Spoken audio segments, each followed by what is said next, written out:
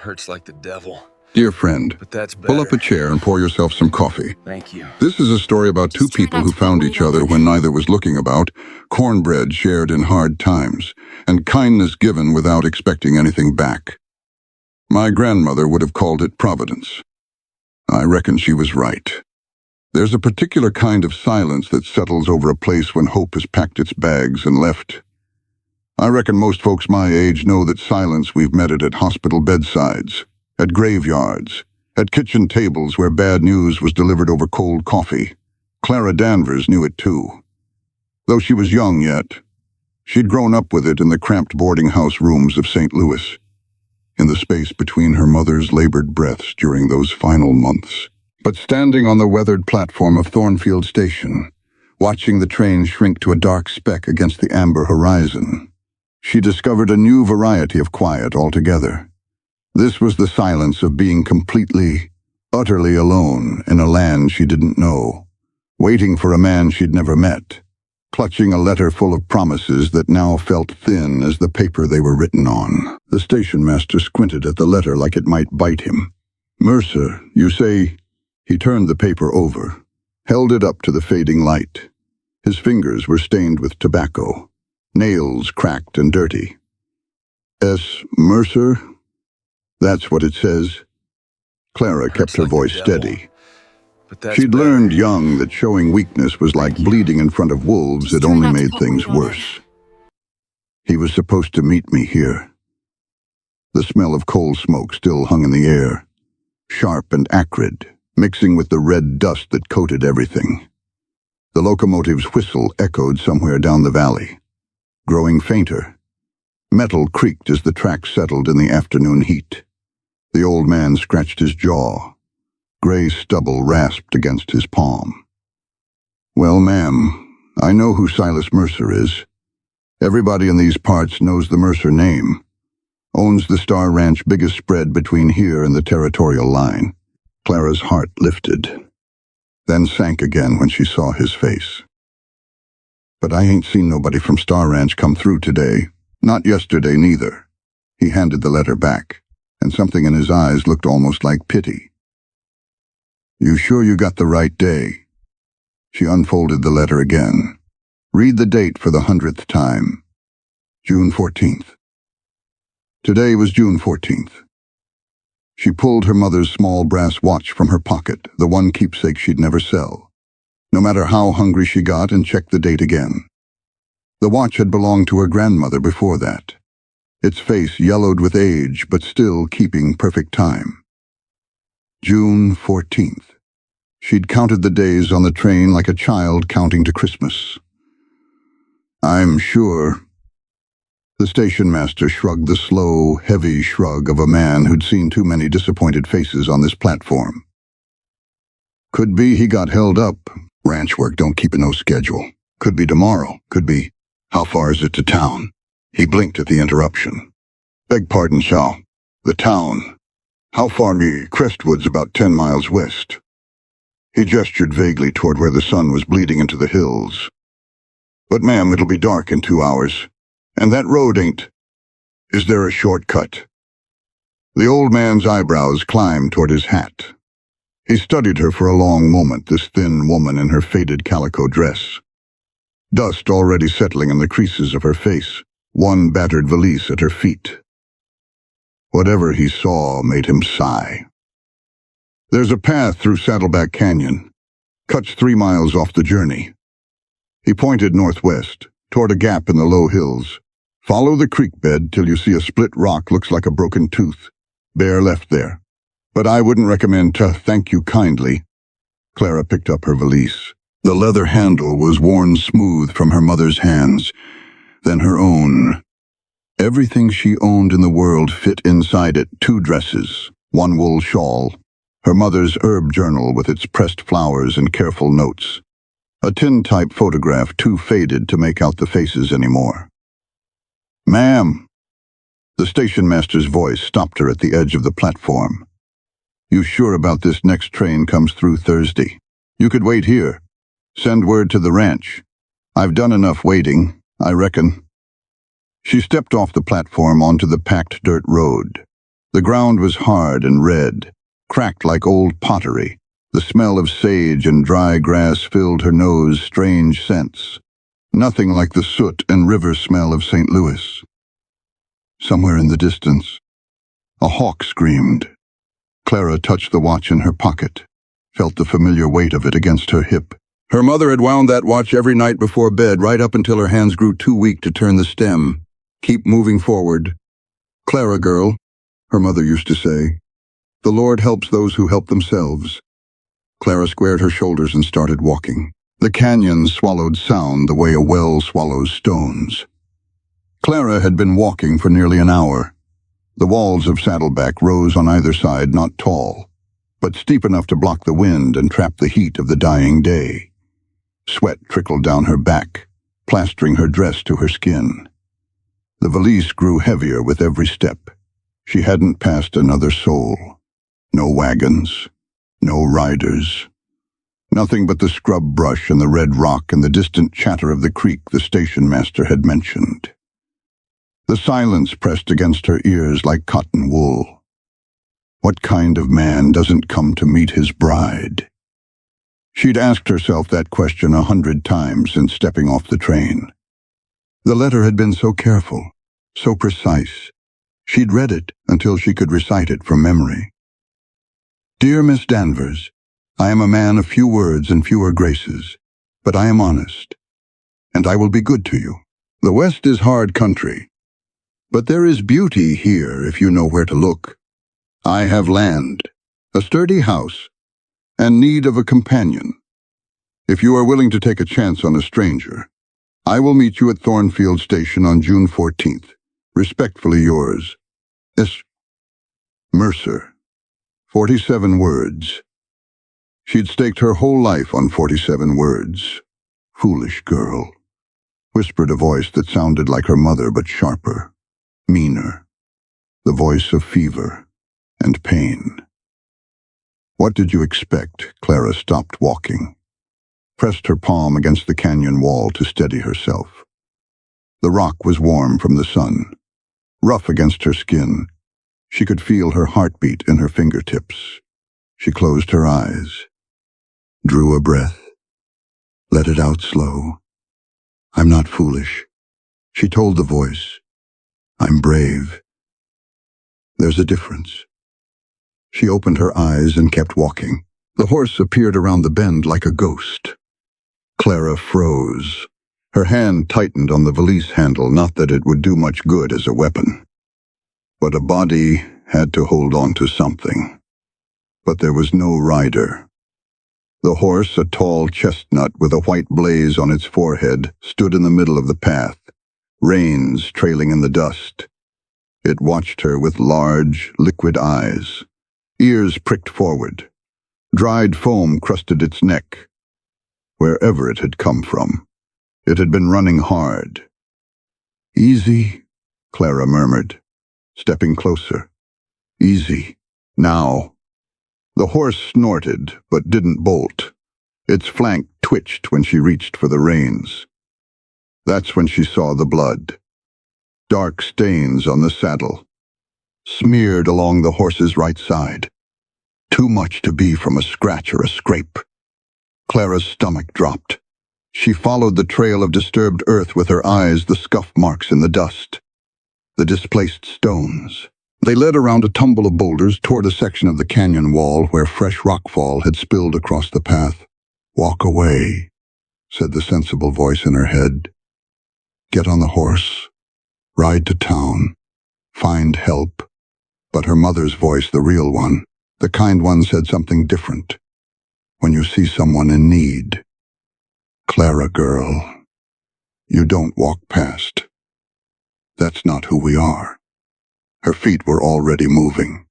The rocks were the color of dried blood in the fading light. Some were small as fists, others large as barrels. They'd come down from the canyon rim recently. She could see the fresh scar on the wall above, pale against the weathered red. She climbed over the first boulder, then the second, and stopped. A hand jutted out from beneath a slab of granite. Fingers curled toward the sky, motionless. A man's hand, broad palm, Calloused fingers, a simple silver ring on the third finger. Clara dropped her valise. She scrambled over the remaining rocks, heedless of the sharp edges tearing at her dress. The man lay on his side, half buried under the slide. His face was turned away from her, but she could see the rise and fall of his chest, shallow, labored, but there, alive. He was alive. Mr. She knelt beside him, hands hovering uselessly. Mister, can you hear me? No response. His hat had fallen somewhere in the slide, dark hair matted with blood and dust, a deep gash across his forehead, still seeping. His left leg was pinned under a rock too heavy for her to move alone. Clara sat back on her heels, looked at the fading sky, painted in shades of orange and purple, looked at the unconscious stranger. The sensible choice was still to ride for help, leave him here, find the town, bring back men with tools and horses. But the blood was still flowing from that gash, and the sun was nearly gone. And she remembered what her mother had taught her about head wounds, how the cold crept in fast once the body started giving up. Clara closed her eyes for just a moment. Lord, she prayed silently. I don't know if I'm doing the right thing, but I can't leave him here to die. Please give me strength. She opened her eyes. She rolled up her sleeves. Before we continue, I'd love to know which city you're watching from. Let's get back to the story. The smaller rocks came away first. Clara's fingernails split against the granite. She didn't stop. Each stone she pulled free revealed more of the man beneath the shoulder. The curve of his back, the torn fabric of what had once been a good wool shirt. The smell of blood and dust filled her nose, metallic and dry. His breathing changed, hitched. A low groan escaped his cracked lips. Hold on. She wiped her palms on her skirt, leaving dark smears. I'm getting you out. The slab pinning his leg was the problem, flat and heavy, wedged at an angle against a larger boulder. She braced her shoulder against it, pushed. Her boot scraped against loose gravel. The rock shifted barely, an inch, maybe two, not enough. Clara repositioned herself, dug her heels into the dirt, pushed again, harder this time, until her arms shook and spots danced at the edges of her vision. The canyon walls seemed to lean in closer, trapping the last heat of the day. The slab scraped sideways. His leg came free. She collapsed against the boulder, chest heaving. Her hands were raw, bleeding in places. The copper smell of her own blood mixed with his, with the dust, with the faint sage scent carried on the evening breeze. The man's eyes opened. Gray. Pale gray, like winter sky before snow. They fixed on her face, unfocused, struggling to make sense of what they saw. His lips moved. No sound came out. Clara reached for the canteen on the horse's saddle she'd spotted it earlier. Battered leather worn smooth with use.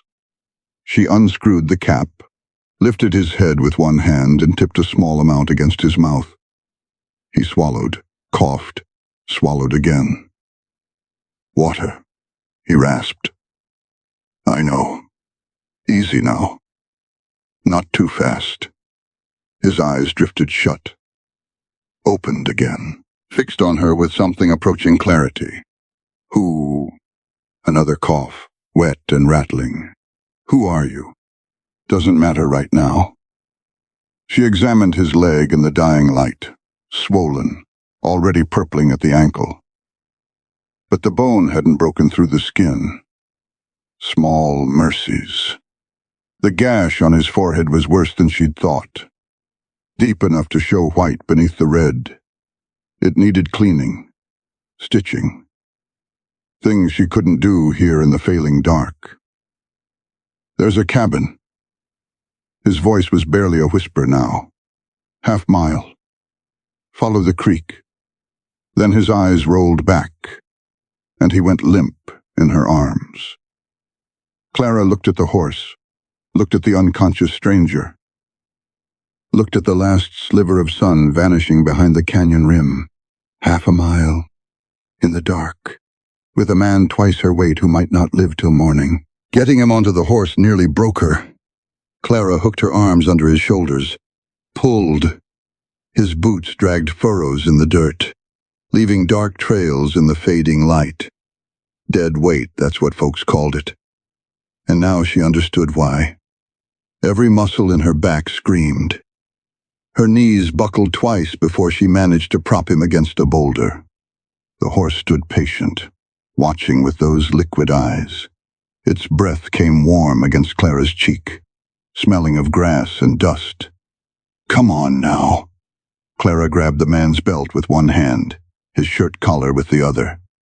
"You got to help me. Just a little." Something flickered across his face. Consciousness. Maybe. Or just pain. His good leg moved, found the stirrup. Clara shoved from below, teeth gritted, arms burning, and somehow she would never quite remember how he ended up draped across the saddle like a sack of grain. She took the reins and started walking. One step, then another. The creek bed stretched ahead, pale stones glowing faintly in the last purple light of evening. Half a mile. He'd said half a mile. The night sounds began: crickets chirping in the brush, an owl calling somewhere up the canyon, the soft rush of water over rocks. Clara kept her eyes on the ground, watching for roots and holes that might trip her in the darkness. "Please," she prayed silently, "please let me find this cabin." The cabin appeared between one blink and the next. Or maybe Clara had simply stopped seeing anything beyond the horse's hooves, the rhythm of placing one foot in front of the other. Her arms ached from holding the reins. Her throat was raw with thirst.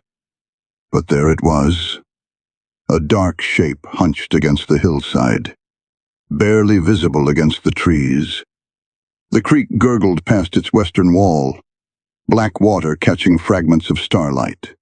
No smoke from the chimney, no light in the windows. Abandoned, just as he'd said. Clara pushed open the door. The hinges shrieked a sound that set her teeth on edge. The smell hit her first: old wood, mouse droppings, something musty and closed in. Beneath that, the faint char of a long-dead fire, cold ash and creosote. She fumbled along the mantel, fingers brushing rough wood and dust until they found a candle stub, matches beside it, the box damp but not ruined. The match head scraped, flared. The flame sputtered to life, throwing shadows across the single room. A stone fireplace dominated one wall, hand-stacked and blackened with years of smoke. A wooden cot with a straw mattress, the ticking stained and lumpy. A table, two chairs with one leg shorter than the others, an iron pot hanging from a hook over the cold hearth. It smelled like a place that had been forgotten. But it had walls. It had a roof. Even if she could see gaps where the stars peeked through, it would have to do. The man's forehead burned against her palm. Clara had dragged him inside inch by painful inch and laid him on the cot. His skin was the color of old candle wax, except for two spots of fever red high on his cheeks. The gash on his forehead had stopped bleeding, but the edges were ragged, angry, already starting to swell. She needed water, needed fire, needed light to work by. The creek was 20 steps from the door.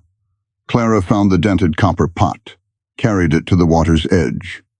The creek ran cold and clear, numbing her fingers as she filled the pot. She carried it back, water sloshing against her skirt, and set it by the hearth, kindling first. She found dry sticks stacked beside the fireplace left by whoever had lived here last, months or years ago, crumpled leaves for tinder. The match caught on the second try, and flame crawled up through the kindling, crackling and popping as it found the larger wood. Heat crept into the cabin. Light flickered across the walls, steadier now than the single candle. Clara tore strips from her petticoat, The cotton was worn thin from washing, but clean. She dipped a strip in the warming water, wrung it out, and pressed it against the wound on his forehead. The man flinched. His eyes flew open wild, unseeing. The eyes of a man trapped in nightmare. "Easy now." Clara held his shoulders down. "You're safe. Lie still." He fought her for a moment, his strength surprising. Then it drained out of him, and he sank back against the mattress, chest heaving. Clara cleaned the gash with careful strokes, the way her mother had taught her. The water in the pot turned pink, then red. She dumped it outside, refilled it, started again. The wound was deep but clean, no dirt embedded in the flesh, no fragments of rock. Small mercies. His leg worried her more. The ankle had swollen to twice its normal size, the skin stretched tight and shiny. Purple bruising spread up toward his knee. She ran her fingers along the bone, pressing gently. He groaned but didn't wake. No grinding, no unnatural angles. Sprained. Badly sprained. Maybe torn, but not broken. She needed something to draw out the fever, something for the swelling. Her mother's voice echoed in her memory, clear as Sunday church bells, mugwort for wounds. Clara girl, yarrow for fever. Look for the silver-green leaves by running water. Clara took the candle and went back outside. The creek bank yielded what she needed. Mugwort grew in thick clumps near the water's edge, its leaves soft and silvery in the candlelight. Clara gathered handfuls, stuffed them into her apron pockets. Found yarrow, too, its flat white flower heads nodding in the darkness. Back inside, she searched the cabin until she found a wooden bowl. Cracked, but serviceable. A smooth river stone served as a pestle. She crushed the mugwort leaves until they released their sharp, bitter smell, the smell of her mother's kitchen, of childhood, of being safe and cared for. The man hadn't moved. His breathing came fast and shallow now. Sweat beaded on his upper lip, his temples. Clara packed the poultice against his forehead, bound it with another strip of petticoat. Then she turned to his leg, wrapped the crushed yarrow around the ankle, tied it firm, but not too tight. She heated more water, poured some into a tin cup she'd found on the shelf, added a few yarrow leaves, let them steep until the water turned pale gold. "Here." She lifted his head, held the cup to his lips. "Drink this. It'll help with the fever." He swallowed without opening his eyes. Once, twice. The warm liquid ran down his chin, but some of it went down his throat. Clara eased him back onto the pillow, a rolled-up blanket. Musty and moth-eaten, but better than nothing.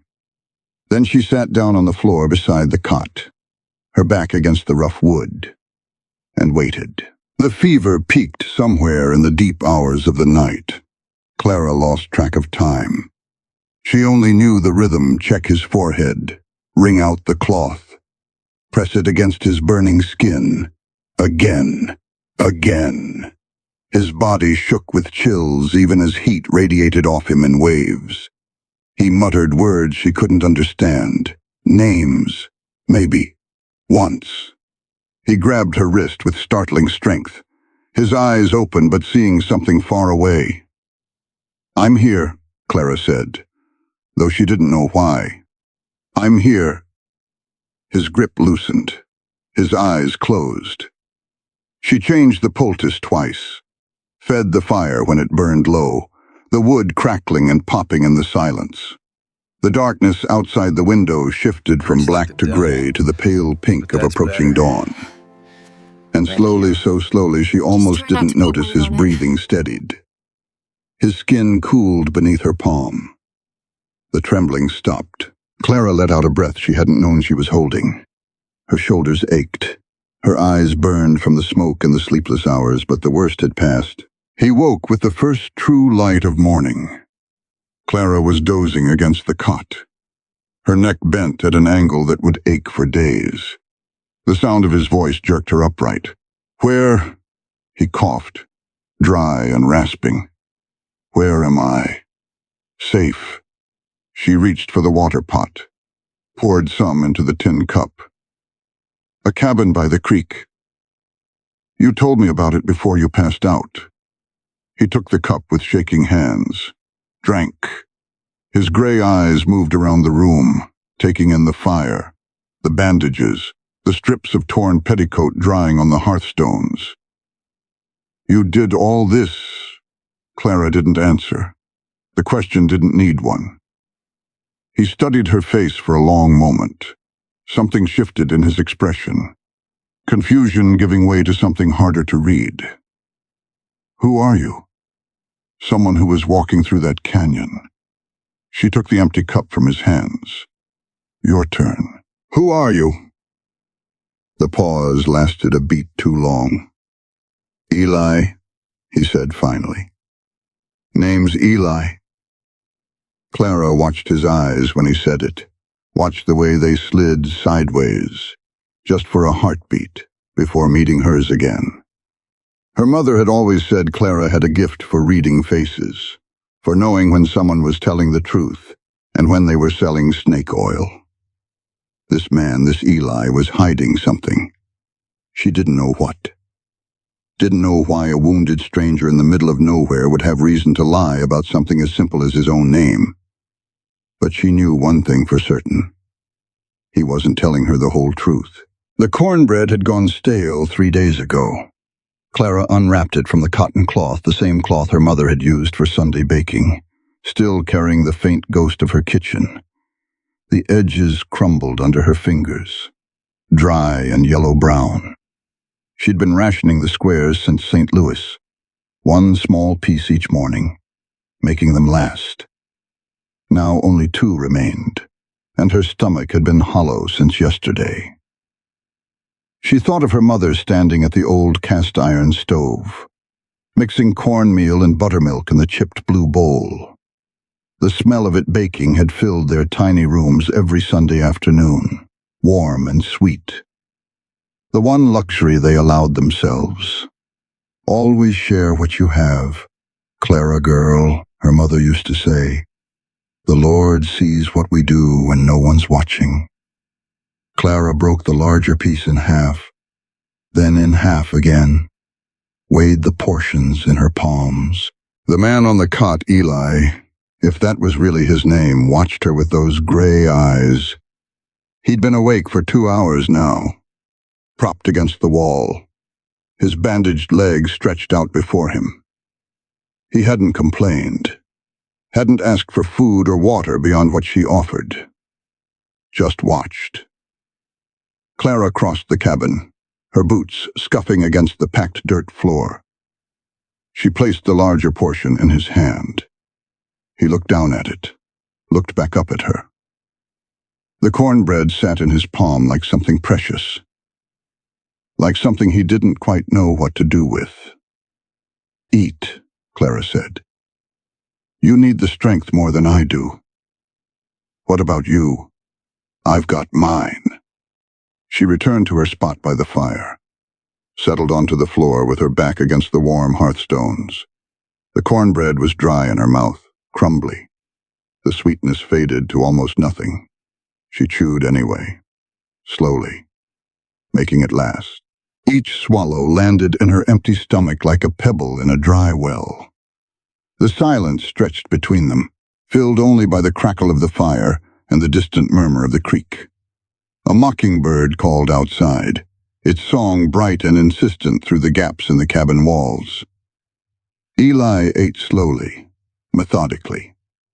When he finished, he brushed the crumbs from his fingers and fixed his eyes on her face. "You were walking through that canyon alone." Not a question. Clara nodded anyway. "Where were you headed?" She reached into her valise, pulled out the cloth bag of dried apples. 6 left. She counted them twice to make certain. then divided them 3 and 3. "Crestwood," she said. "Eventually. Eventually." I was supposed to be met at Thornfield Station. She crossed to the cot, dropped 3 apples into his palm. The dried fruit was brown and wrinkled, but still good. No one came. Eli turned the apples over in his hand. His jaw tightened, just slightly. Met by who? A man named Mercer. Clara returned to her spot by the fire, bit into an apple. The sweetness was faint, concentrated by the drying, but still there, a taste of last autumn's orchards. "He sent for me." "Sent for you how?" "Mail order bride." She kept her eyes on the flames. "I answered an advertisement in a St. Louis paper." He wrote back. 3 letters, then a train ticket. The apple turned dry in her mouth. She forced herself to swallow. "And he didn't come?" "No." The fire popped. Sparks spiraled up toward the chimney, orange and gold against the dark stone. Clara watched them rise and die. "The station master said this Mercer owns the biggest ranch in these parts," she said. "Star Ranch. He called it, you know it." Something changed in Eli's face. A tightening around the eyes, a stillness that hadn't been there before. "I've heard of it. Then you know more than I do." Clara bit into another apple. Chewed, swallowed. "All I know is 47 words in a letter. Turns out that wasn't much to stake a life on." The afternoon sun slanted through the cabin's single window, thick with dust motes that danced like tiny stars. Clara had changed his bandages twice. The wound on his forehead was closing well, no redness spreading outward, no smell of sickness. His ankle remained swollen, but the bruising had shifted from deep purple to yellow-green at the edges. Healing, slowly but surely. She worked in silence, her hands moving through the familiar motions. Crush the herbs, mix the poultice, clean the wound, wrap it fresh. Eli watched. It should have made her uneasy, those gray eyes following her every movement. But something in his watching felt different from the men she'd known in St. Louis, the boarders who'd let their gazes linger too long, the foreman at the laundry who'd stood too close. Eli watched the way her hands moved, the way she crushed the herbs, the way she checked his pulse against the rhythm of her own heartbeat. He watched like he was trying to figure something out. "Where did you learn all that?" His voice broke the silence, rough from disuse. "Learn what? The herbs, the bandages." He gestured at his wrapped ankle. "You knew exactly what to do." Clara poured water into the pot, set it over the fire to warm. "My mother taught me. She couldn't afford doctors, so she learned to make do without." "She taught you well." "She taught me everything she could." Clara stirred the water, watched the surface ripple and settle. "She passed when I was 17. Consumption. 3 months of coughing and fever, and then one morning she just stopped." The words came out before she could catch them. She hadn't meant to say so much, hadn't talked about her mother to anyone since leaving St. Louis. But something about this cabin, this stranger, this strange suspended time between one life and the next, had loosened her tongue. Eli was quiet for a long moment. The fire crackled. The mockingbird sang. "Your father?" he asked finally. "Never knew him. Never knew his name." Clara pulled the pot from the fire, poured some into the tin cup. "Mama worked in a textile mill. That's all she ever told me about him." She brought him the water. Their fingers brushed when he took the cup, his rough and calloused, hers red and chapped from work. His hands were working hands, hands that had held reins and tools and rope. "So you came west," he said, "all alone. Was there another way?" The question sat between them, heavy with everything it didn't say. Clara took the empty cup back, returned it to its place on the shelf. Most folks wouldn't have stopped in that canyon, Eli said. A woman alone, strange man bleeding in the dirt. Most folks would have ridden for town, wouldn't have blamed them none, either. Clara shrugged. I reckon most folks have better sense than me. I'm serious. He shifted on the cot, wincing as his ankle moved. You could have left me there. No one would have known.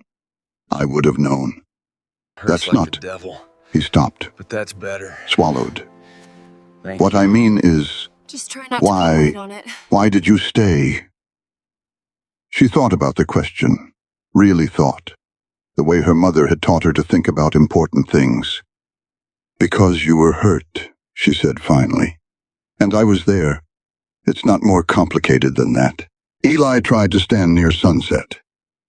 Clara saw him moving from the corner of her eye, hands braced against the rough plank wall. Good leg taking his weight. She was across the cabin before he'd straightened fully.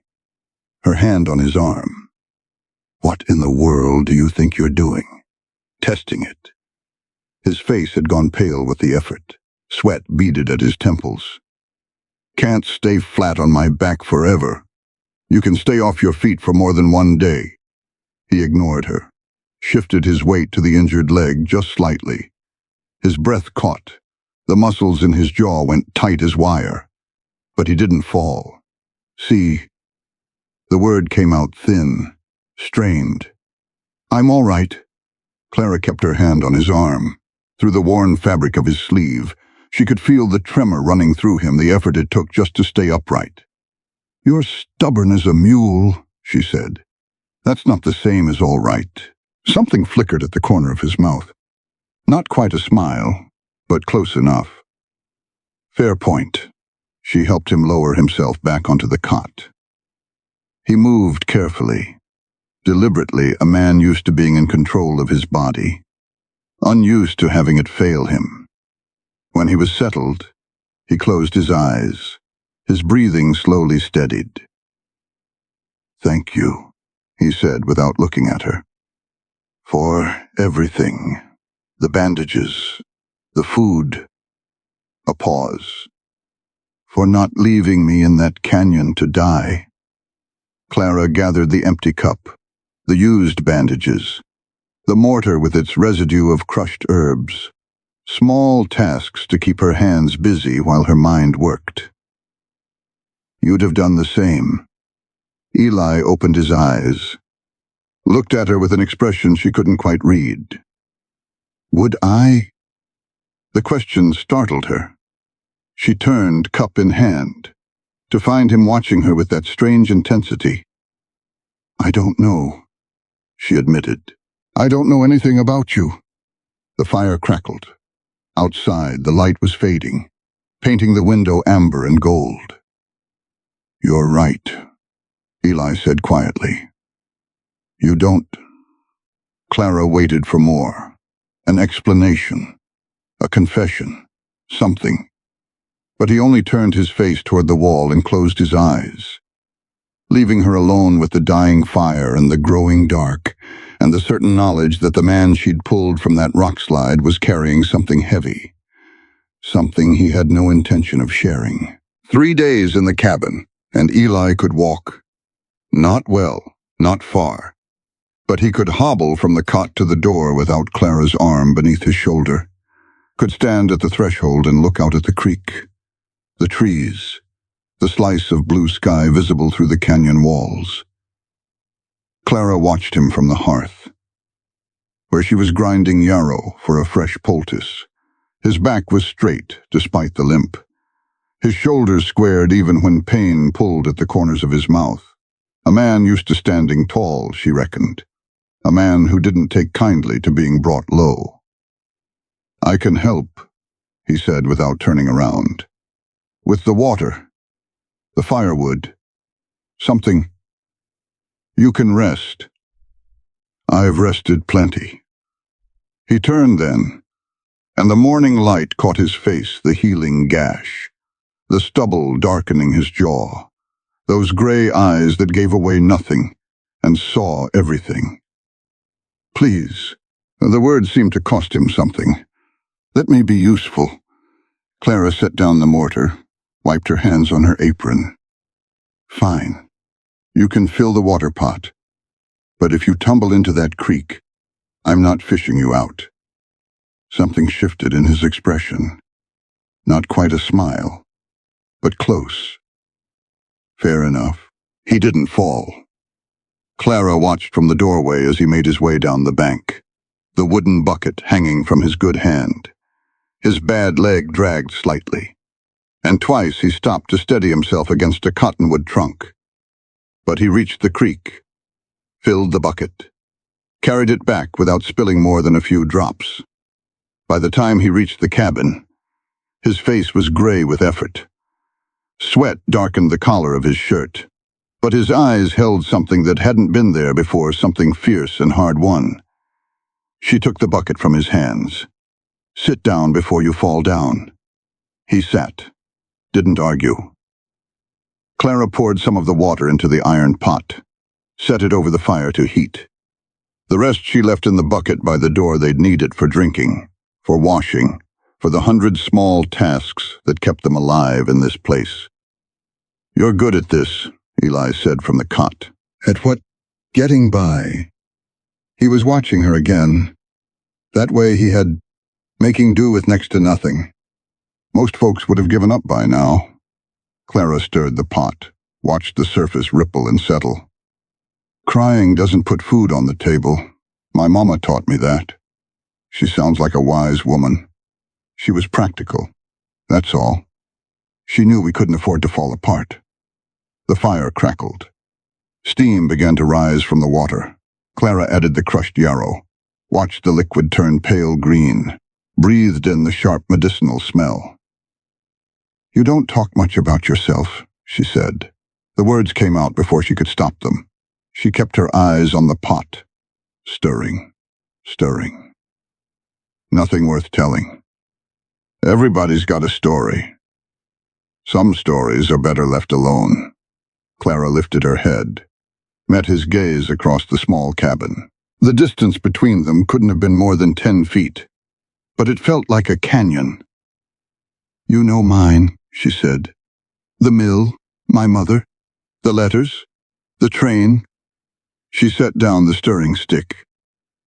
I've told you just about everything there is to tell. Eli's jaw tightened. He looked away, toward the window, toward the morning light falling gold across the packed dirt floor. I grew up on a ranch, he said finally. Worked cattle since I was old enough to sit a saddle. It's all I know. That's not a story. That's a sentence. His eyes came back to hers. Something moved in their depths, irritation. Maybe. Or something deeper, something that looked almost like guilt. What do you want from me? Clara.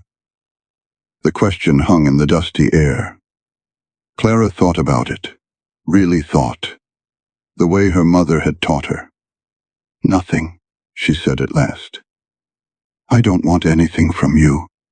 She turned back to the fire, lifted the pot, poured the warm yarrow water into a clean cloth. She could feel his eyes on her back as she crossed to the cot, knelt beside him, began unwrapping the bandage on his ankle. What did you want from him? Eli's voice was quiet. The man who sent for you. This Mercer fellow. Clara's hand stilled on the bandage. A roof over my head, 4 walls, a place where I belonged. That's all. What else would there be?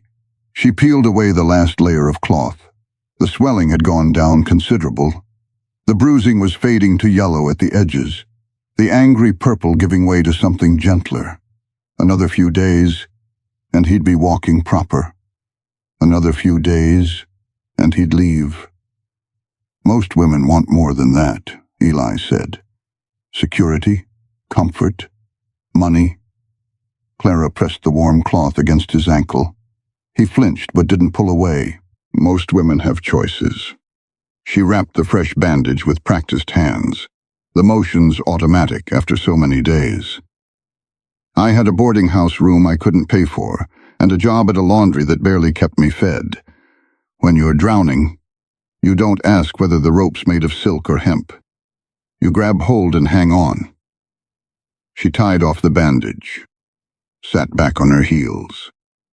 Eli was watching her with that strange look again, like she was something he couldn't quite figure out. And if the man who threw you that rope turned out to be different than you expected... Clara stood, gathered the soiled bandages. Then I'd deal with that when it happened. Night fell slow over the canyon. The light didn't fade so much as thicken, turning gold to amber to gray to black. Clara fed the fire, checked Eli's bandages one last time, then settled into her spot on the floor near the hearth. The blanket she'd claimed was thin and moth-eaten, smelling of dust and old wool, but it was better than nothing, and exhaustion had long since stopped being particular about comfort. She curled onto her side, tucked the blanket beneath her chin, and closed her eyes. Sleep came in pieces, scraps of dreams she couldn't hold on to her mother's Hurts like face, the devil. the rattle of train That's wheels, better. red dust rising in clouds beneath a copper Just try not to sky. put weight on it. She drifted up and down, aware of the fire's crackle, the creek's endless murmur, the soft rhythm of Eli's breathing from the cot. And then, in the deep middle of the night, she woke. Something had changed. The quality of the silence, maybe, or a shift in the air.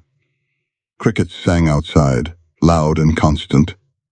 An owl called somewhere up the canyon, a low, mournful sound. The cabin walls creaked as they settled, old wood talking to itself in the darkness. Clara lay still, her eyes adjusting to the dark. Moonlight streamed through the cracks in the wall, painting pale stripes across the floor. And in that light, she could see Eli. He was sitting up on the cot, his back against the wall, his eyes open and fixed on something she couldn't see. His hands were clasped in his lap, knuckles white. And even in the dimness, she could see the tension in his shoulders, the way he held himself like a man carrying something too heavy to set down.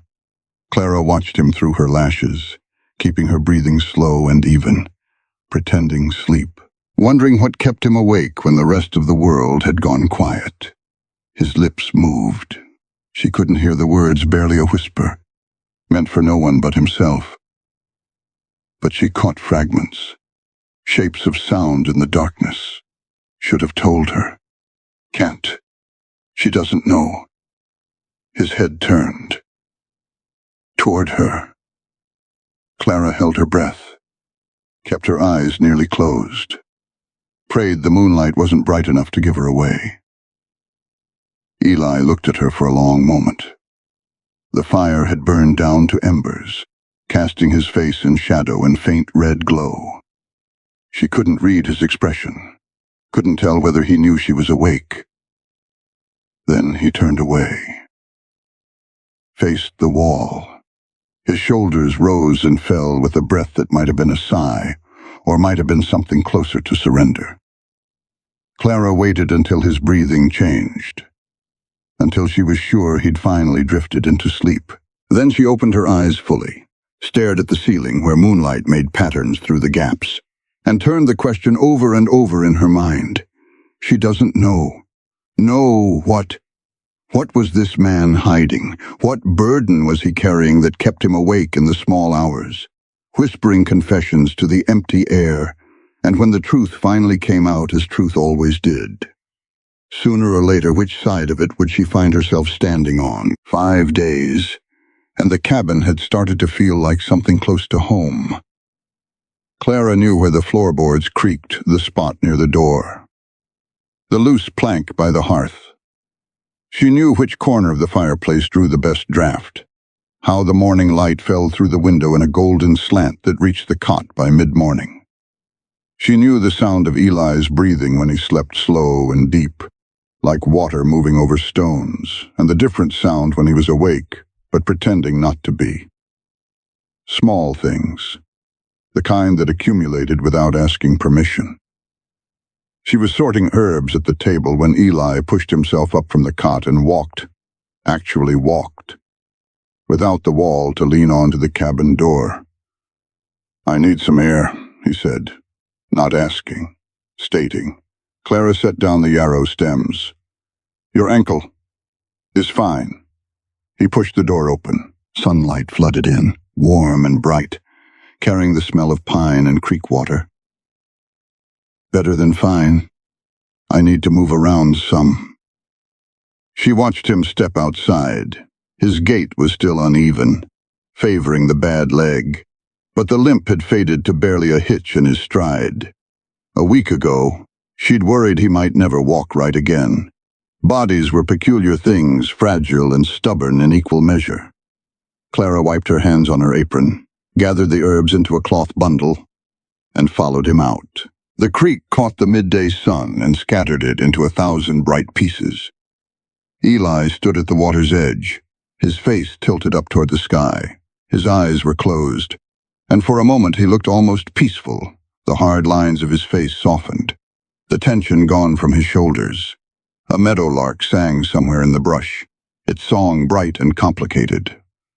The water rushed past, cold and clear, tumbling over smooth stones worn round by years of flowing.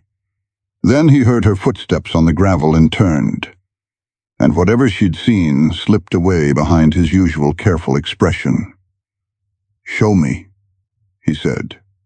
Clara stopped a few feet away. "Show you what? The plants." He gestured toward the creek bank, where wild growth tangled green and silver in the sunlight. "The ones you've been using on me. I'd like to learn." She studied his face, looking for mockery. Found none. Just that strange intensity he carried with him everywhere, focused now entirely on her. "Why?" "Because you saved my life with them." He met her eyes straight on. "Seems like something worth knowing." Clara considered saying no, considered retreating to the cabin, to the safe distance she'd been keeping these past days.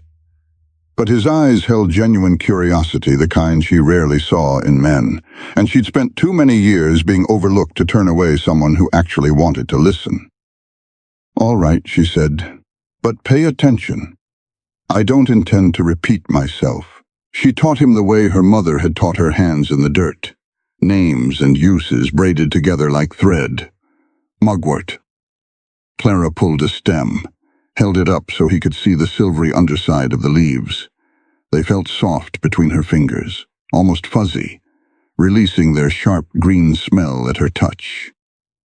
Good for wounds and infections. You crush it into a paste with a little water.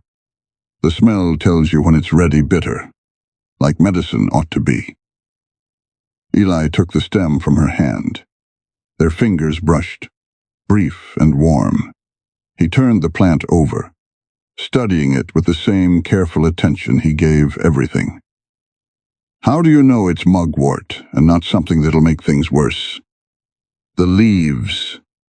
Clara knelt beside another clump, pointed to the distinctive shape.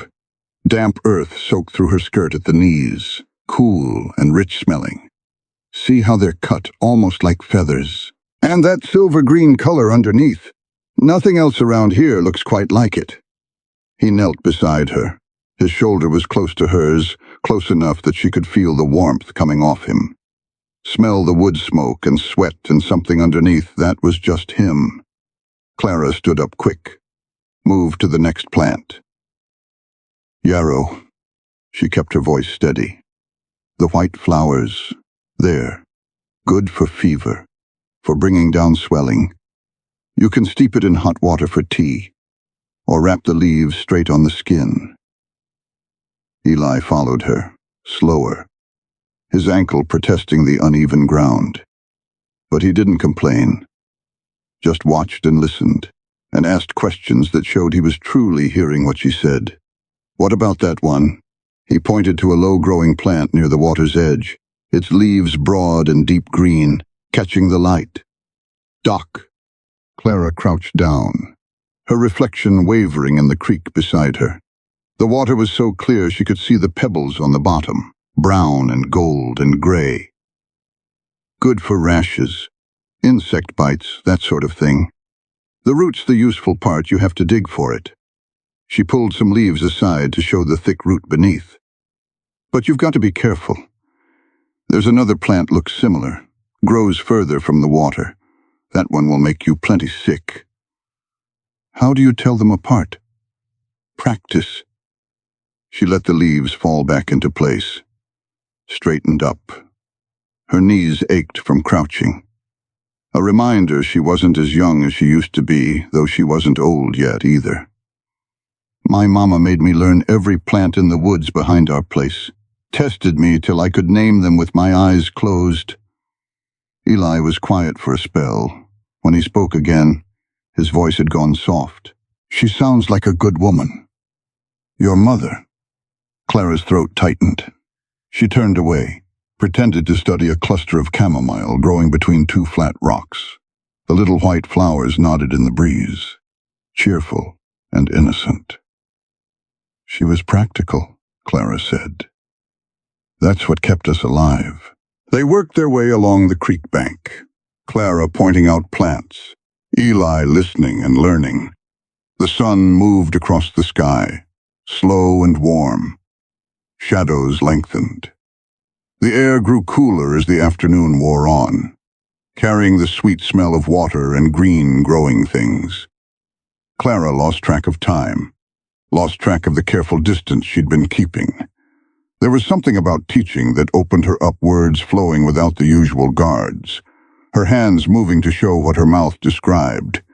And Eli listened, really listened, not the way men usually did, half their attention somewhere else, just waiting for their chance to talk. He took in every word, asked questions that proved he understood, stored each piece of information away like it mattered, like she mattered. The thought caught her off guard. She stumbled on a root, and Eli's hand shot out to catch her elbow warm and strong, steadying her before she could fall. Hurts like the devil. Careful there. But that's better. Clara pulled away. Too quick. Thank you. She saw Just something try not cross to his put weight face, on it. surprise, maybe, or something that might have been hurt before he covered it over. Thank you kindly. The words came out stiff. I'm fine. They stood there, the creek singing between them, the afternoon light turning everything to gold. Clara could still feel where his hand had been, warm against her arm. We should head back, she said, before dark. Eli nodded, but he didn't move, just stood there, watching her with those gray eyes that seemed to see more than she wanted to show. Clara. Her name in his mouth did something strange to her chest, something she hadn't felt in a long time. She waited. When I'm healed up, he said. When I can walk proper again. He paused, swallowed. I'll have to go. She'd known it was coming. Had been bracing herself for it since that first morning he'd woken up in the cabin. But hearing him say it out loud, hearing the words in the warm afternoon air, made something twist beneath her ribs. I know. She kept her voice flat. Careful. You've got your own life to get back to. Yes. The word dropped between them like a stone into still water. Clara turned toward the cabin, took one step, two. What about you? Eli's voice stopped her. Where will you go? She didn't turn around. Couldn't. Crestwood. I reckon. Find work there. A laundry. Maybe. Or a boarding house. There's always work for women who aren't afraid of hard labor. By yourself. That's how I got here. That's how I'll leave. Silence. The creek rushed on, heedless of them both. A fish jumped somewhere downstream, a silver flash and a splash. "It doesn't have to be that way." Eli's voice was barely louder than the water. "Alone, I mean—" Clara's breath caught. She turned slowly, found him watching her with something raw and unguarded written plain across his face. "What are you saying?" He opened his mouth, closed it again. The openness vanished, so fast she almost thought she'd imagined it, replaced by his usual careful blankness.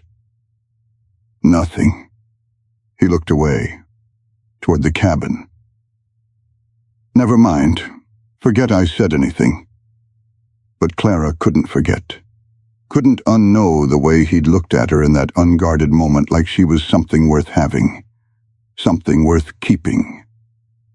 She walked back to the cabin without another word, her thoughts churning like the creek over its stones. At the door, she paused, turned. "Eli," he looked up from where he'd stopped by the woodpile. "That man who sent for me." "Mercer." Clara's voice held steady, but her hands trembled where they gripped her apron. "The station master said he's the wealthiest man in the territory. Hundreds of acres, thousands of head of cattle." Eli's face went still as pond water. "Why are you telling me this?" "Because you asked what I wanted from him." Clara met his eyes, held them. "I told you a roof, walls, somewhere to belong. I didn't know he was rich when I answered that advertisement. Didn't find out till I stepped off that train and the station master told me." She watched his face for something, anything. Found nothing but that careful emptiness. "Why does that matter?" "Because I want you to understand." Clara turned away, pushed the cabin door open. "Whoever ends up taking me in it won't be for money. It'll be for this." She gestured at the cabin, the creek, the herbs drying on the table inside. "For somebody who sees me, not what they can get from me." She stepped inside, letting the door swing shut behind her, in the golden light of late afternoon. She heard Eli draw a sharp breath, heard him whisper something too quiet to make out something that sounded almost like a name that wasn't Eli. The storm came without warning. One moment, the evening sky was streaked with purple and gold, the air still and warm. The next, black clouds swallowed the canyon rim whole, and the air turned thick and charged, the kind of heaviness that pressed against Clara's ears and made the hair on her arms stand up. "Get inside!" Eli was already moving toward the door, his eyes on the sky. "Now." They barely crossed the threshold before the first drops fell, fat and heavy, striking the roof like flung gravel. Then the sky split open, and water came down in sheets so thick Clara couldn't see the creek anymore. She stood at the window, watching the world disappear. Lightning cracked across the darkness, illuminating the canyon in frozen white flashes. The creek was rising. She could hear it even over the rain. The roar of water finding new paths, swallowing the banks where she'd knelt just hours ago teaching Eli about Yarrow and Doc. The roof began to leak almost at once. First one drip, then another, then a steady stream in the corner near the cot. Water running down the wall like tears. Clara grabbed the bucket, positioned it beneath the worst of the flow. Water splashed against wood, a hollow drumming beneath the thunder. "Over here." Eli was dragging the cot toward the far wall where the roof seemed more solid, his bad ankle forgotten in the urgency. The cot leg caught on a raised board. He yanked. His foot slipped in the spreading puddle. He went down hard, knee cracking against the floor. Clara was beside him in 2 steps. "Let me—" "I've got it." He pushed himself up, face tight, and hauled the cot the rest of the way. Water was running in from 3 places now, maybe 4. The packed dirt floor was turning to mud, dark and slick, sucking at their boots. They worked without speaking.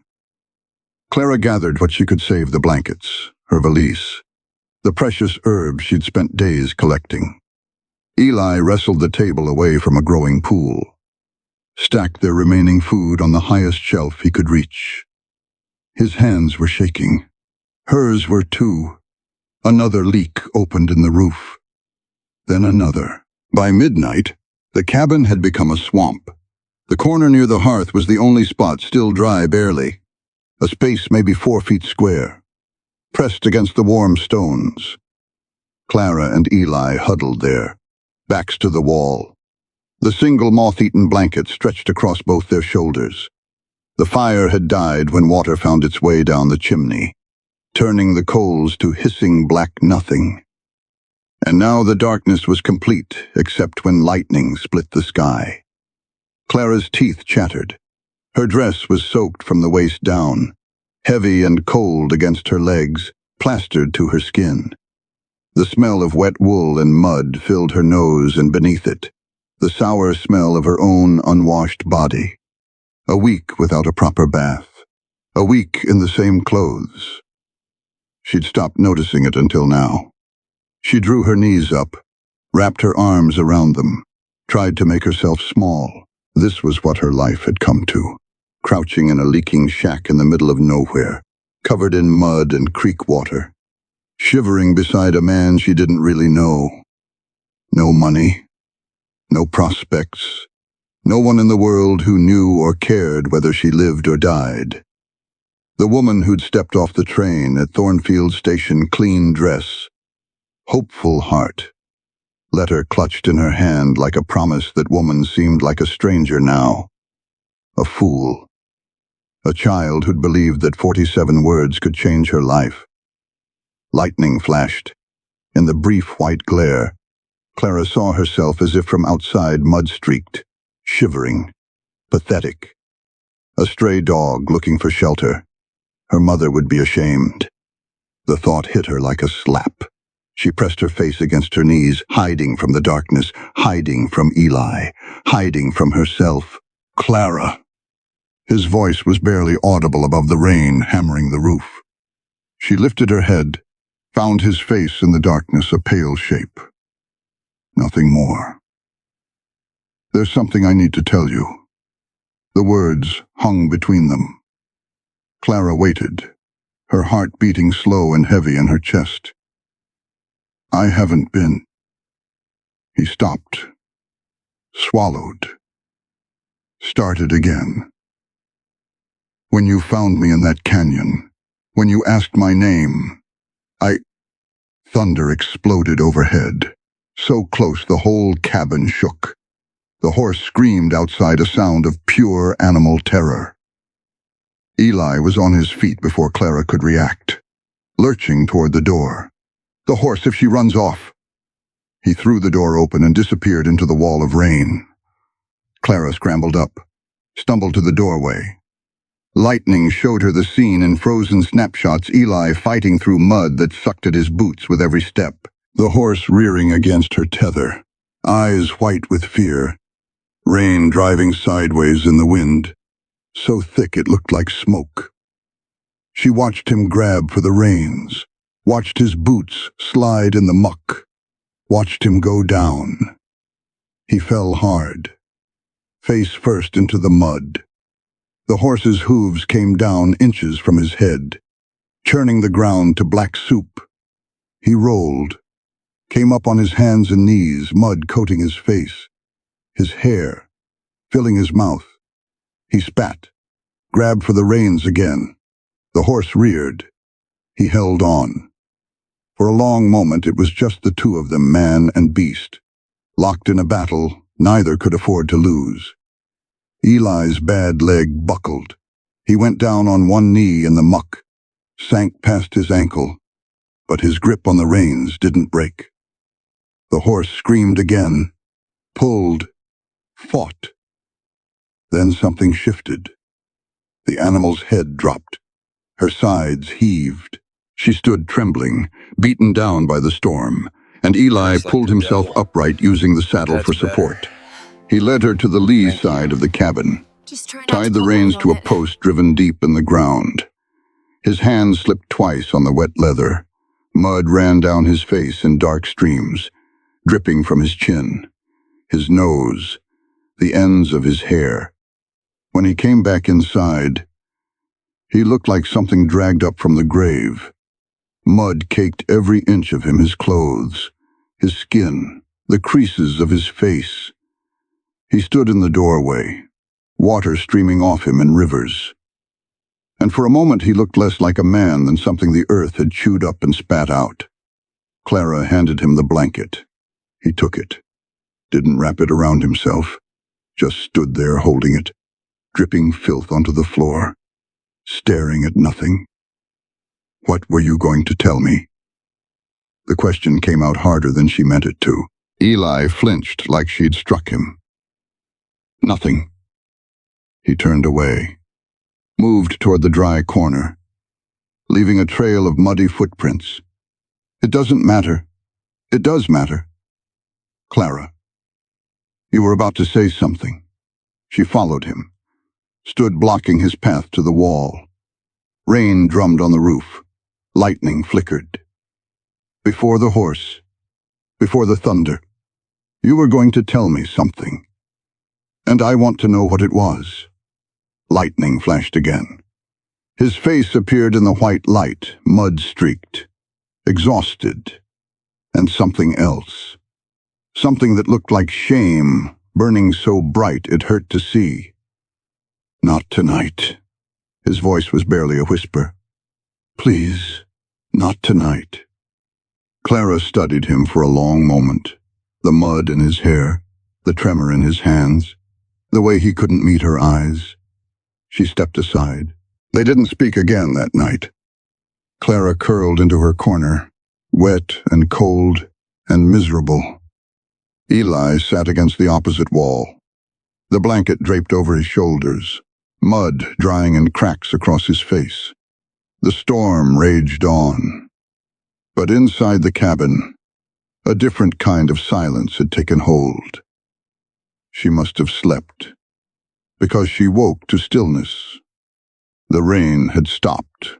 Gray light seeped through the cracks, showing the ruin of their shelter mud everywhere. Standing water in the low spots, their belongings scattered and soaked. Eli was already up, already standing by the door, looking out at a world washed clean and new. He'd scraped most of the mud from his face, though traces still clung in his hairline, behind his ears. His clothes were stiff with dried dirt. "We need to go." Clara pushed herself upright. Every muscle ached. "Go where? Away from here." He didn't turn around. "This place won't make it through another storm, and there's somewhere—" He stopped, drew a breath. "Somewhere I need to take you." "Where?" He was quiet for a long moment. When he finally spoke, his voice was rough, scraped raw. "Trust me. Can you do that? Just trust me." Clara thought about the night before, the interrupted confession, the shame in his eyes. She thought about all the things she didn't know, all the questions he wouldn't answer. "Yes," she said. "I reckon I can." Something moved across his face, relief. Maybe, or resignation, or something too complicated to name. "Good." He turned back to the ruined cabin. "We leave soon as you're ready." The horse carried them both. Clara sat in front, her hands gripping the worn leather of the saddle horn. Eli sat behind her, one arm loose around her waist to keep her steady. His chest was warm against her back, solid and real through the damp fabric of their clothes. His breath stirred the hair at her temple with each exhale. They'd been riding for 2 hours. The canyon had given way to rolling hills, the hills to open grassland that stretched toward the horizon in waves of gold and brown and pale green. Clara had never seen so much empty space in all her life. In St. Louis, Buildings crowded together like teeth in a jaw, blocking out the sky. Here, the sky went on forever blue and endless, with clouds piled up on the horizon like mountains made of cotton. The storm had washed the world clean. Everything smelled of wet earth and sage, fresh and sharp. "Where are we going?" She'd asked the question 3 times already. Each time, Eli had given the same answer. "You'll see." The 4th time, she stopped asking. The first rider appeared near midday. He came over a rise to the east, a dark shape against the bright sky, a young man on a paint horse, driving a small herd of cattle toward a fence line in the distance. Clara watched him notice them, watched him wheel his horse around, watched him ride closer with the easy seat of someone born to the saddle. Eli's arm tightened around her waist. She felt the change in him, the way his breathing shifted, the way his muscles went taut. The rider pulled up 20 feet away. Dust rose from his horse's hooves, caught the sunlight, settled slow. He pushed back his hat, revealing a sun-darkened face creased with surprise. "Mr. Mercer," he touched his hat brim, respectful. "We've been looking for you, sir. Whole outfit's been out searching since Tuesday last." Clara's spine went rigid. "Mr. Mercer." She turned her head, tried to see Eli's face. He wasn't looking at her. His jaw was set hard, his eyes fixed on the rider. "I'm fine, Tom. Had some trouble in the canyon. This woman here found me. Took care of me." The rider. Tom glanced at Clara. Curiosity flickered in his eyes. There and gone, quickly hidden behind the blank face of a man who knew better than to ask questions of his betters. "Yes, sir. Should I ride ahead? Let Mr. Dawson know you're coming in." "Do that." Tom touched his hat again, wheeled his horse, and took off at a gallop toward the horizon. Clara waited until he was gone, swallowed by the golden grass. "Mr. Mercer." The name fell between them flat and hard. Eli said nothing. His arm stayed around her waist, but it felt different now. Heavier. "That's what he called you. Mr. Mercer." Still nothing. Clara faced forward again, stared at the grassland stretching out before them, the distant line of fence posts, the smudge of buildings on the horizon that hadn't been there an hour ago. "You're going to explain," she said. Her voice came out steady, cold. "When we get wherever we're going, you're going to explain everything." "Yes." His voice was barely more than a breath against her hair. "I will." They passed 3 more riders before reaching the gate. Each one stopped. Each one touched his hat. Each one called him Mr. Mercer, or simply Sir, with the kind of deference that couldn't be learned or faked, the deference of men who depended on another man for their livelihood. Clara felt their eyes on her, curious, questioning, but nobody asked who she was. Nobody said a word beyond their greeting and their assurance that they were glad to see him safe. The buildings grew larger as they approached. What she'd taken for a single structure from far off turned out to be many a main house with a wraparound porch, a long bunkhouse with smoke rising from its chimney, a barn bigger than any building Clara had ever seen, stables, corrals, outbuildings she couldn't name, all of it spread across the landscape like a small town unto itself. And then she saw the gate. Massive posts of weathered oak, silver-gray with age, with a crossbeam high overhead. Mounted on that crossbeam was a star 5 points, wrought iron, black against the blue sky. Star Ranch. Clara's hands went numb on the saddle horn. She could hear her own heartbeat, feel it pounding against her ribs, but everything else seemed very far away, like watching herself from a great distance, like a dream she couldn't wake from. The gate stood open. Beyond it, a packed dirt road led toward the main house 2 stories tall, white painted rails along the porch, lace curtains in the windows. Smoke rose from the chimney. Red geraniums bloomed in boxes beneath the windows. Bright as drops of blood. A home. A real home. The kind Clara had dreamed about in her narrow boarding house bed. Back when she still let herself dream. The kind she'd imagined when she read and reread those 47 words. The horse stopped just inside the gate. An old man came running from the barn, white hair flying beneath a battered hat, weathered face creased deep by sun and wind, bow-legged gait of someone who'd spent 60 years in the saddle. He was shouting something words Clara couldn't quite make sense of, and then he was at the horse's side, looking up at Eli with tears cutting tracks through the dust on his cheeks. "Mr. Silas, sweet mercy. We thought you was dead. Found your hat in that canyon. All that blood on the rock's been searching high and low for a week now." Silas. The name hit Clara like a bucket of cold water. She turned, looked at the man behind her, really looked, the way she should have looked from the very first day. His face had gone pale beneath the sunburn and the healing cuts. His jaw was clenched so tight she could see the muscle jumping beneath the skin.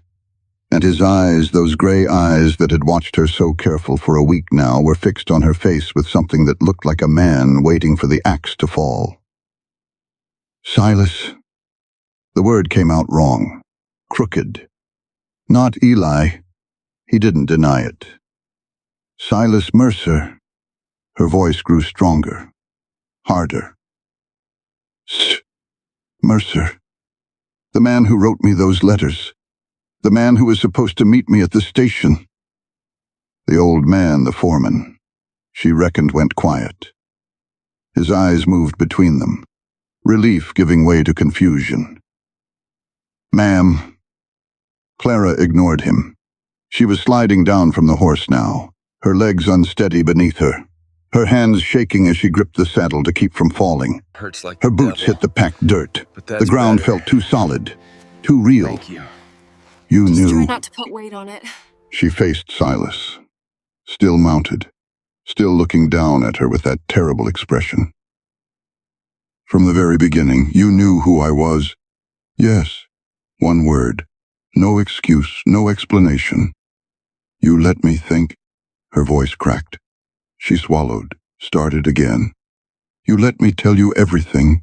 My mother. The letters. Why I came west. All of it. And the whole time, you knew." "Yes." The foreman had backed away, was gesturing urgent to someone near the barn. Hands were gathering, faces appearing in doorways and around corners, drawn by the commotion. Clara didn't care. Didn't care who heard, who saw, who knew. "I saved your life." The words scraped out of her throat like broken glass. "I pulled you out of that canyon. I sat up all night when you were burning with fever. I gave you half my food when I was starving myself. And you—" She stopped. Couldn't go on. The anger was choking her, rising up from somewhere deep. And underneath it was something worse, something that felt like grief. Silas swung down from the horse. Slowly, carefully. His bad ankle nearly gave way when his boots hit the ground, but he caught himself on the saddle, straightened, faced her. "I'm sorry." Sorry. The word tasted like ashes on her tongue. "You're sorry? There's nothing I can say that will make this right." His voice was quiet, steady. The voice of a man who had made his choice and was prepared to face the consequences. "I lied to you. I tested you. I let you believe I was somebody I wasn't, because I wanted to know what?" He met her eyes, held them. "Whether you were real." He gestured at the house, the barn. The land stretching out in every direction, thousands of acres, thousands of cattle, a fortune in grass and water and sky. "Whether you were different from the others, whether you came out here looking for me, or looking for all this." Clara stared at him. The anger was still there, hot and bright. But something else was pushing up beneath it. Something she wasn't ready to name. "And what did you decide?" The question hung between them. All around, the ranch had gone quiet, hands stopping their work, faces turning toward the two figures standing in the shadow of the iron star. Silas's throat worked.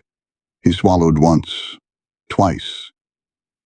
"You gave me half your cornbread when you thought I didn't have a dime to my name."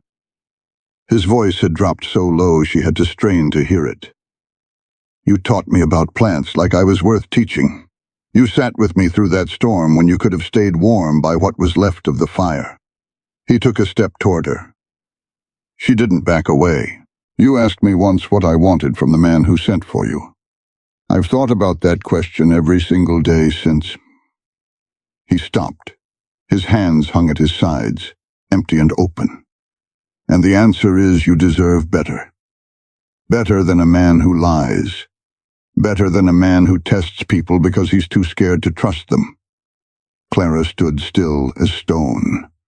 The wind caught a loose strand of her hair, blew it across her face. She didn't brush it away. "So you're sending me off?" "No." The word came out sharp, almost desperate. "I'm telling you the truth. Finally. All of it. And then I'm asking you to choose." "Choose what?" Silas turned, pointed toward the house. That room on the second floor. The one with the windows facing east, where the morning light comes in first. "I had it fixed up for you. For my bride." He paused, drew a breath that shook on the way in. "There's dresses in the wardrobe, books on the shelves, everything I could think of that a woman might want." He turned back to face her. "It's yours if you want it. The room, the ranch, everything I have. But only if you want it. Only if you can find it in you to forgive a fool and a coward." The foreman had disappeared. The hands had drifted away, finding sudden pressing business elsewhere. It was just the two of them now, standing in the shadow of the iron star, the late afternoon sun painting everything gold and amber. Clara looked at the house, looked at the man, looked at the choice he was putting in her hands. "I need time," she said finally. "Time to think." Something flickered across Silas's face.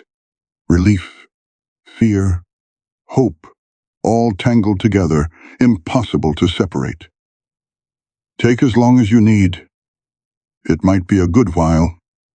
"I'll wait." Clara walked toward the house, her boots crunching on the packed dirt. At the porch steps, she stopped, turned back. "Silas." He looked up. "Those letters you wrote me. Those 47 words." She held his gaze, searching for the truth of him. Were any of them real? He didn't hesitate. Every last one. Clara studied his face for a long moment. Then she climbed the steps, crossed the porch, and disappeared through the door. The room smelled of lavender and lemon oil. Clara stood in the doorway, unable to move. The bed was made up with a white quilt, hand-stitched in a pattern of interlocking wedding rings, the same pattern her grandmother had sewn. Back in a time Clara could barely remember. A wardrobe of dark oak stood against one wall, its doors slightly open to show the edges of fabric inside calico, gingham, something that might have been blue silk. A washstand held a porcelain basin painted with tiny roses. A rocking chair sat by the window, positioned to catch the morning light. He'd prepared all of this for her, for a woman he'd never met. Mrs. Patterson, a sturdy woman with iron-gray hair pulled back tight and kind eyes set deep in a weathered face, had led her up the stairs without a word, had opened the door, stepped aside, and left Clara to face it alone. The floorboards creaked beneath her feet as she crossed to the window.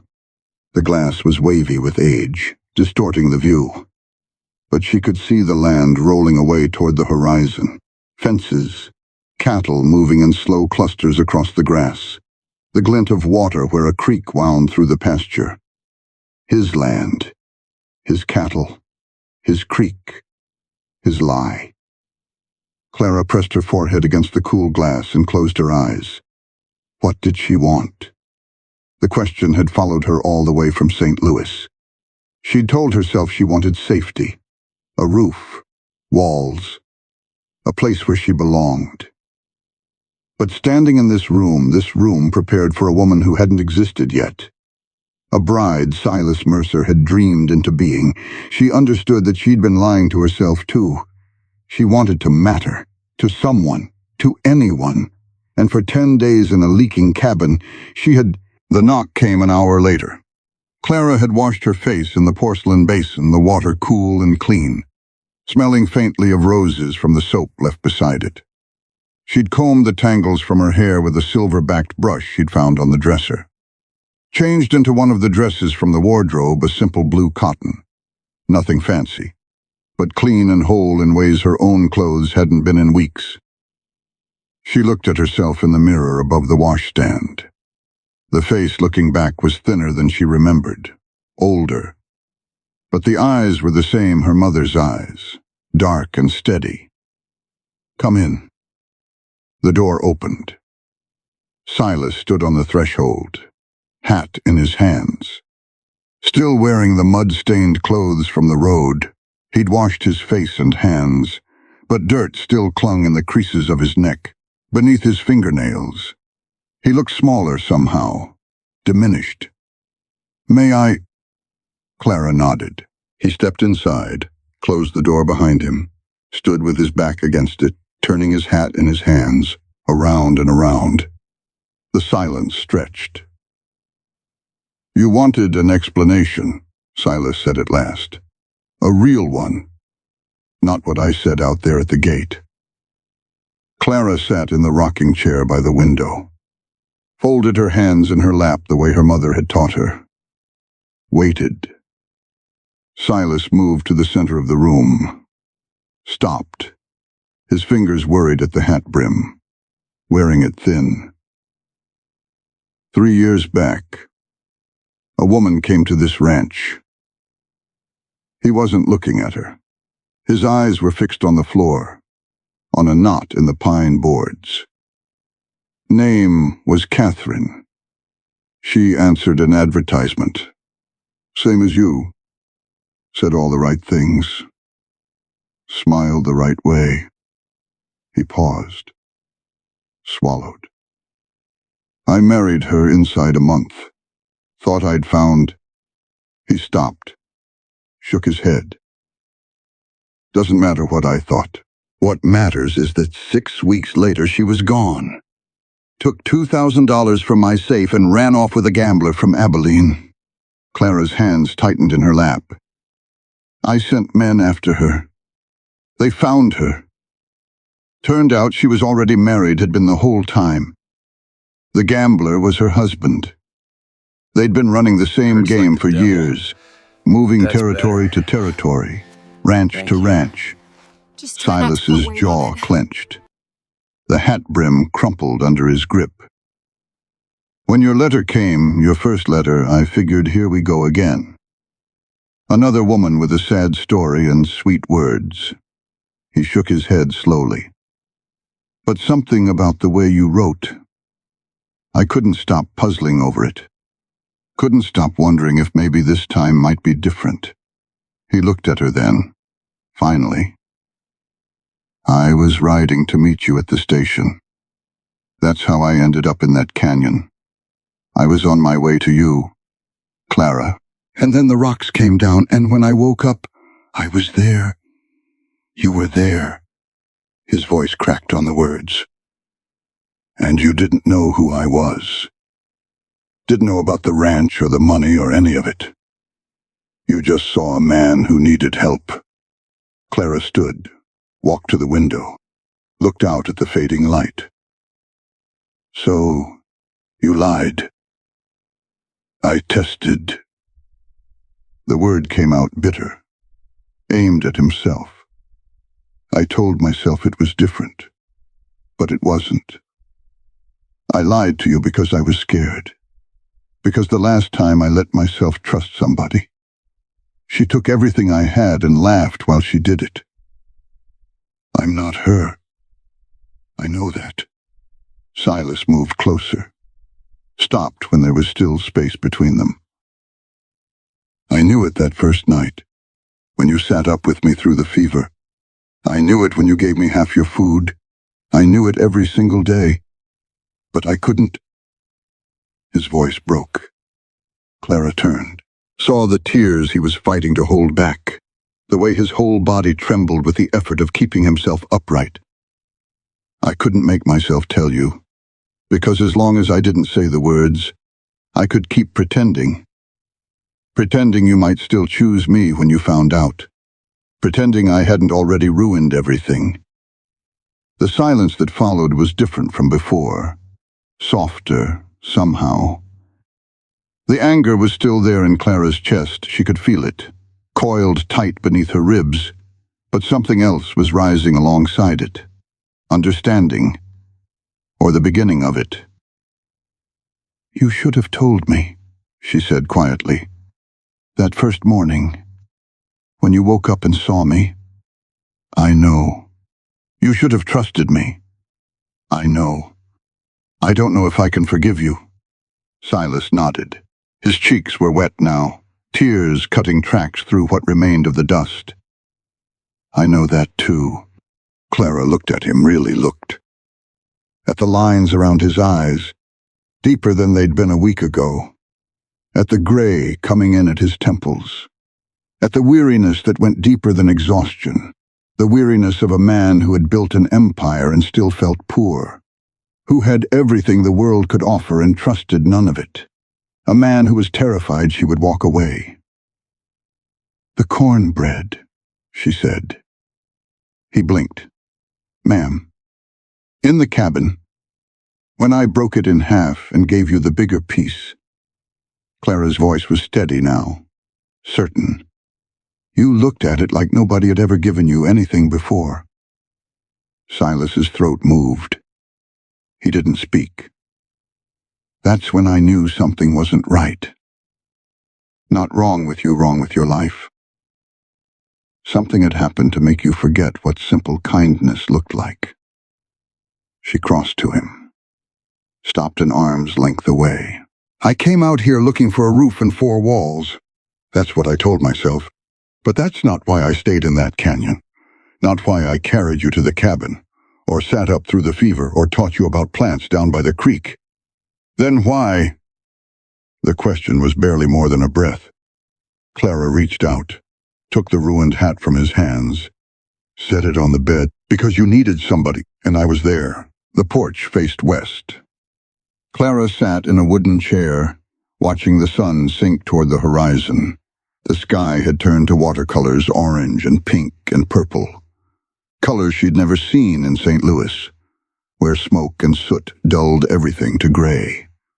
A meadowlark sang somewhere in the grass, its evening song clear and sweet. Silas stood a few feet away, leaning against a post. He hadn't spoken since they'd come downstairs. Neither had she.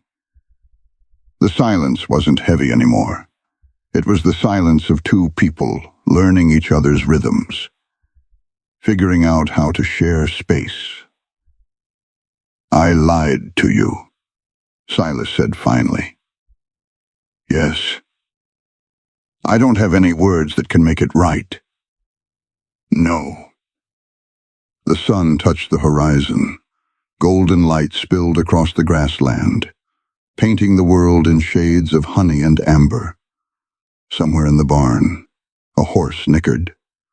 A cowbell clanked in the distance, peaceful and familiar. I need time, Clara said, to figure out whether I can trust you, to sort out what I want. Silas nodded. However long you need.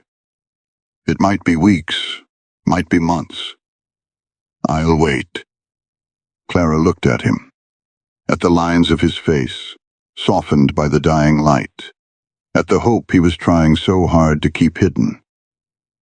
That room upstairs, the one you fixed up. Yes, you said it has everything a woman could want. Everything I could think of. Clara turned back to the sunset. The colors were deepening now, orange fading to rose, pink darkening to purple. It doesn't have the most important thing.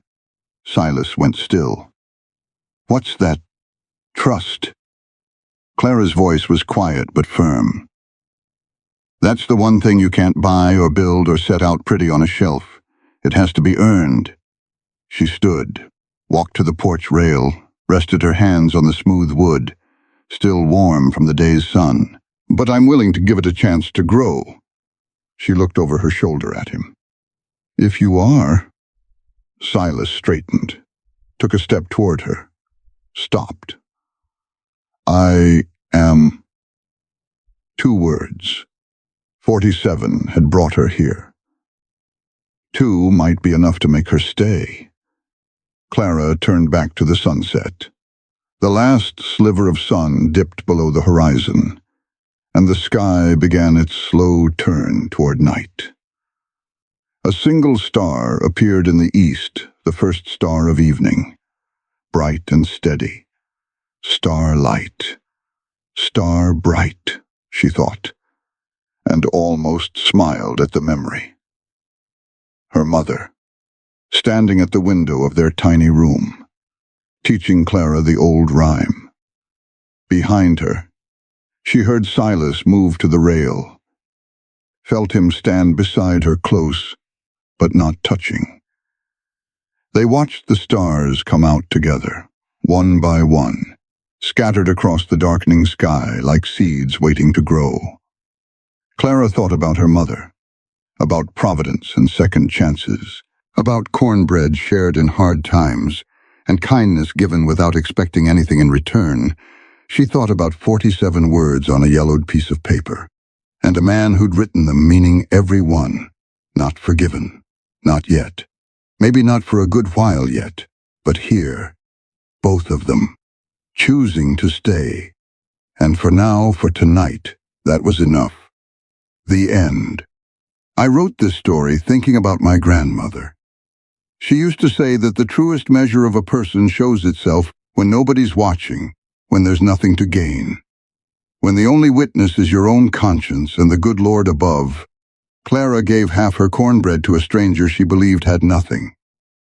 Silas learned that the treasure he'd been hunting for had nothing to do with land or cattle like or the money devil. in a safe. But that's better. Maybe that's what we're all looking for. Thank you. When you get Just try right not down to to put it. weight on it. Somebody who sees us for who we really are and stays anyway. If you found something familiar in these pages, something that reminded you of your own road toward trust and belonging, then this story did its work. Thank you kindly for walking this path with me. Disclaimer. This story is inspired by classic Western tales of the American frontier and was created solely for entertainment purposes. The narrative does not condone, encourage, or promote any form of violence or harmful behavior. All characters, names, locations, and events depicted herein are products of the author's imagination. Any resemblance to actual persons, living or deceased, or to actual events is purely coincidental and entirely unintentional. Hi, my name is William Sunny, the owner and manager of Iron Cowboy Gardena. After watching the video, a forgotten mail-order bride helped a wounded cowboy, not knowing he owned the largest ranch. I'd really like to know what you think. How did this story make you feel? What stayed with me most was how both characters seemed to meet each other at their lowest points, without knowing what the other truly had. She offered kindness before she knew about the ranch, and he saw her heart before anything else mattered. I think that's what gave the story its emotional weight. It felt more about trust and quiet loyalty than status or wealth. Do you think their connection would have been just as strong if she had known the truth from the beginning? And what moment made you feel like they truly started to understand each other? Sometimes in real life, the most meaningful relationships begin when people stop trying to impress each other and simply show up honestly. If this story meant something to you, I'd love to hear your thoughts in the comments. And if you enjoy these mountain stories about compassion, resilience, and unexpected love, feel free to stay connected with Iron Cowboy Gardena.